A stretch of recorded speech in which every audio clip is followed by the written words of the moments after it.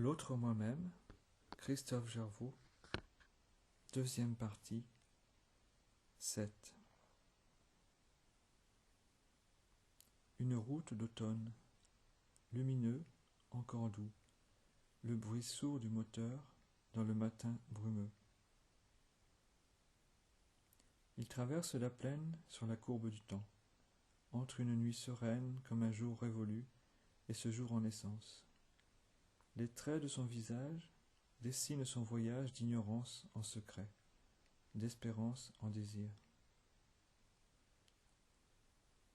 Il est seul à nouveau dans cette automobile usée de souvenirs. Il garde près de lui cette photographie perdue qu'il y a retrouvée, telle qu'il imaginait heureuse, elle, derrière une fenêtre, et lui qui la contemple au travers de la vitre, telle qu'il imaginait ici. Au dos de cette image, il sait qu'il est écrit d'une main familière.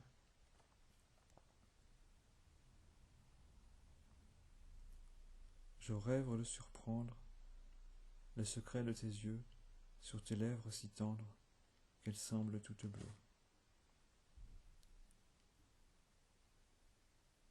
Puis la brume s'élève et tout devient plus clair. Dans un champ inondé, un homme en contrebas, immergé à demi. La route qui s'allonge pour mener au versant. Il se découvre enfin, curieusement si proche. L'automobile a peine à le gravir. Il est près de midi quand il s'arrête enfin.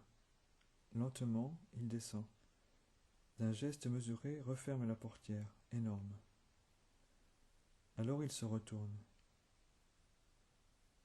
La plaine s'offre à lui comme un premier vertige qu'il voudrait dissiper. La paume sur le front, les doigts à la racine des cheveux.